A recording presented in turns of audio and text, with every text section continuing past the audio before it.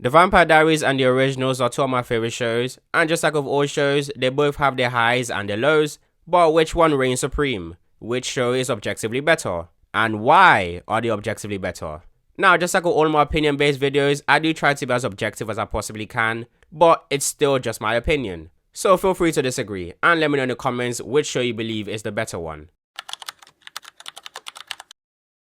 In terms of popularity, this is basically night and day. Like, there's a drastic difference. The Vampire Diaries gaps the originals in terms of popularity, which should be obvious because the originals is a spin-off show, but the difference is what actually surprised me. Like, the first season of the Vampire Diaries averaged nearly 4 million viewers, which never happened in any of the 5 seasons of the originals. Like, the highest season 1, although still good, although still had good numbers, but it was still only 2.6 million. And the viewership numbers for the originals continuously decreased, like, drastically, all the way to the final season, with the final season of the Vampire Diaries still averaging around 1 million, and it's the 8th season. Now, although the originals isn't more popular than the Vampire Diaries, it is definitely better written on average. And in terms of consistency, it is definitely more consistent. Now, the reason why I keep saying on average is because the Vampire Diaries obviously lasted longer, and they tend to have inconsistent seasons. Like, they have highs, then lows, then highs, and then lows again. Now, the only reason why this might even be close is because of the first 3 seasons of the Vampire Diaries, which were really good, especially season 2 and season 3. In fact, it was so good that I believe that the highest of the Vampire Diaries is just as good as the highest of the originals. Season 2 and season 3 of the Vampire Diaries is just as good as season 1 and season 3 of the originals. However, that's where the argument kind of stops. Season 1, although it is quite good, it unfortunately isn't better than season 2 of the originals, and season 4 and season 5 of the originals is probably better than every other season of the Vampire Diaries. The only iffy one is season 5, and the only season I might be able to argue against for season 5 would be season 6 of the Vampire Diaries. So the consistency between the two shows are not even close. The originals win by a mile. Like, when the originals is at its worst, it is still quite good. Now, in terms of writing, season 2 and season 3 of the Vampire Diaries is really good. Like I stated in the video ranking all the seasons of the Vampire Diaries, Katherine's storyline in season 2 was really good, and this is by far Elena's best season. She didn't reach anywhere near their levels again. They had so many great scenes. It's the same thing with season 3 as well with the Mikaelsons. And like with Elena, season 3 was Stefan's best ever season, and he never got to the heights again. However, after season 3, it got really bad very quickly. The Damon versus Stefan for Elena's love in season 4 really ruined the season for me. If it was a subplot in the show, I wouldn't mind, but it was the main storyline in season 4, to the point in which it took up more screen time than the main villain.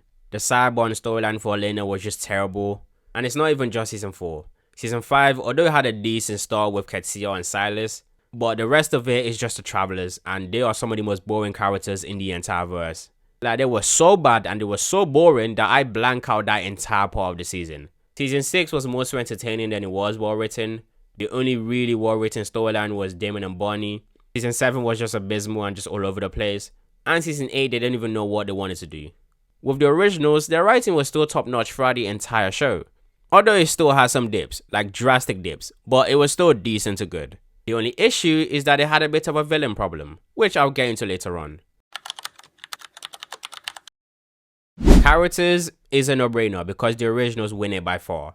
I've done some deep dives for the Vampire Diaries characters, and in all of them, I've stated that the characters tend to regress a lot. And the main reason for this is because the showrunners would have a character being a great storyline, and then they will remove them from that storyline, remove the things that make them great, and then just shove them into a terrible storyline and focus on the worst or the most boring aspects of them. Stefan was a fantastic character in season 3. Why? Because he had little to do with Elena, and they explored his character more as a standalone character. It was just Stefan. Stefan before that was him and Elena as a package deal. However, in season 3, that changed. It was just Stefan. There were obviously other people that were involved in the storyline, partly Elena and obviously mostly Klaus, but the majority of the reason why his storyline was good was because of himself. So what did they do? They just grab him out of that storyline and just shove him into another romantic storyline with the love triangle between him, Damon, and Elena in season 4. And that was it for Stefan's character. Everything else after that was just a romantic relationship. And even when it wasn't, Like for example in season 6 when Damon died and Stefan was trying to deal with it and was struggling, they kept trying to shoehorn Caroline into that storyline. Like why the hell would Caroline's feelings towards Stefan that is not requited at this point be important in a storyline in which Stefan was trying to grieve his brother and was failing? It got to the point in which they began shaming Stefan for grieving wrong because he stopped trying to find a way to resurrect his brother, because he has exhausted every release and he just wanted to just stop and just accept the fact that his brother is dead and just move on. And because of that, and he didn't reach out to Caroline, that's apparently a bad thing. And I think that's probably the only storyline that had little to do with a romantic partner. And Damon's one was even worse because he didn't even stay stagnant. Damon was just a mental zigzag. Like Damon's character arc was all over the place. Like I could not tell whether or not Damon was a good guy at the end of the show. Like the only reason why I believe he was a good guy was because his enemy wanted to blow up Mystic Falls at the end. And he was going to sacrifice himself to save Mystic Falls. Other than some few scenes, you really can't tell. And with Elena's character arc ended in season 4. Like literally after that, she was just Damon's girlfriend. That was her storyline the entire time. In terms of Bonnie and Caroline, they were mostly background characters, which is wild because they're supposed to be main characters. Like with regards to the main characters, other than Damon and Stefan, Bonnie is probably the most interesting one. But she only really had a standalone season in partly season 4, season 6, and season 8. Caroline was just a background main character. She was never directly involved in the main storyline. Don't get me wrong, love her, great character. She greatly improved when she became a vampire, but other than that, they just refused to flesh out anything about Caroline's character. And these are the main characters, as in the core 5 main characters. And I'll compare that to the originals. The originals had a linear growth. Like you can tell the exact pivotal point in which a character changes to be a different person, either being good or becoming darker. Like you can actually see the character progression with each character. Like throughout Davina's time on the show, you can slowly see the innocence being ripped away from her. You can slowly see her getting darker as the seasons progress. And her slowly becoming darker and becoming more like her enemies was actually pointed out, unlike the Vampire Diaries. Like Elena killed thousands of people when she killed Kol, and she knowingly did it, as in she planned to actually do that. Why? Because she wanted to complete Jeremy's mark in order to actually find a cure. Thousands of people died. Nobody said a word to her about it. And Davina killing 12 people, even though she didn't intend to actually do that, it was an accident. He only asked Hayley to kill one person, but Hayley being Hayley decided to kill 12. All of her friends condemned her for it. She was shunned because of it. And Klaus and Elijah, like I've constantly pointed out, their characters flipped after the pivotal point of the end of season 2, after they defeated Dahlia. Elijah, although a bit dark, was still somewhat good. His character completely flipped and started becoming more darker and a lot more ruthless than Klaus was. You can tell, based on the events of season 3 and how he actually played out, that Klaus is not even the same person anymore. Lucien wouldn't have won if Klaus was the same Klaus as he was in season 2. So yeah, characters, the originals got by far. Like, it was so good character-wise, I don't think there's even a single character that is average that actually lasted longer than the season. Like, I'm not even exaggerating when I say this. If I grab Josh from the originals and put him in the Vampire Diaries, he would be one of the best characters in the Vampire Diaries. That is the difference in writing with regards to the characters in the originals. And weirdly enough, most of the best characters in the Vampire Diaries happened to be the originals.